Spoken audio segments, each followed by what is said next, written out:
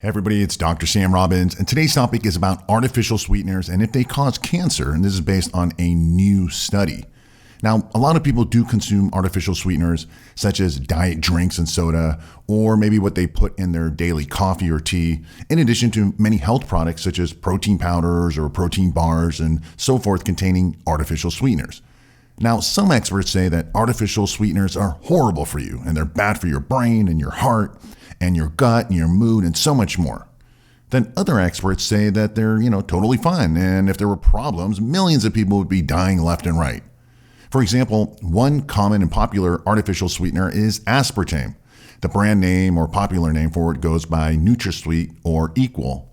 Now, the interesting part is that aspartame is simply made up of two naturally occurring amino acids, phenylalanine and aspartic acid, which are the basically building blocks of protein.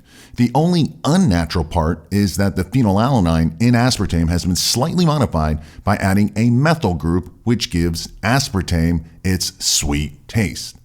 Now, I personally used to drink a lot of diet soda when I was younger, mainly 7-Up because it had, no artificial colors and no caffeine. So that was important to me. But then I started to hear about all this bad information about artificial sweeteners and so forth, so I stopped. Now, I felt no different. I didn't feel any better or worse. I didn't crave the stuff, and I probably could have had some once in a while, but I decided to stop cold turkey because, again, I was afraid about all those potential health problems. However, in recent years, I started consuming it again, the artificial sweeteners, mainly the 7-Up, just a few times a week. And this is because I dug deeper into the studies and I didn't find anything bad or deadly about artificial sweeteners. Now, there's a recent study about artificial sweeteners spanning 30 years from 1988 to 2018. It focused on two sweeteners, aspartame and saccharin consumption, which, by the way, saccharin does or has been linked to health problems. That's why it's really not around anymore.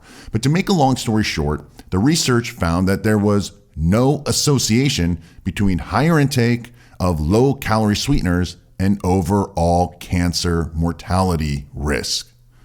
So, does this mean you should start overdosing artificial sweeteners and there's no problem, everything's great? I don't think so. Does it mean that they're as bad as some people have stated in the past? No, I don't think so either. For example, I think diet soda is much healthier than having regular sugar soda. Now, what about the other studies or experts saying how artificial sweeteners are linked to so many other health problems? Well, basically, the studies need to be dealt with and looked at a much deeper level. For example, how many of these studies were double-blind, human, randomized clinical studies showing the negative effects of artificial sweeteners? There are barely any. Additionally, many times the people who are potentially, out of shape or overweight or trying to lose weight are the ones consuming all these diet products and artificial sweeteners. Thus, the main problem may not be the artificial sweeteners, but the person who is consuming them is already unhealthy to begin with. The other problem may be that the foods that contain artificial sweeteners also contain lots of other artificial ingredients, and they're typically processed foods, which, again, processed foods isn't good. Even diet soda has other artificial ingredients in it that may not be good for you, such as the extra acid in there, and even the caramel color in cola isn't very good.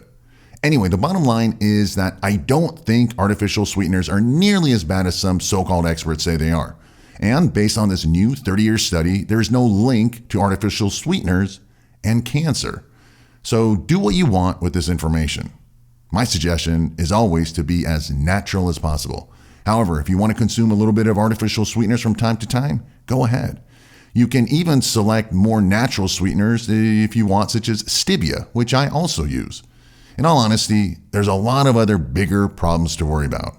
So do your best and live a natural, positive, and productive life. I hope this was helpful. Let me know if you have any questions about artificial sweeteners or any topics similar to this. Let me know below in the comment section. As always, thanks for watching. Thanks for listening. I wish you a very happy and healthy day.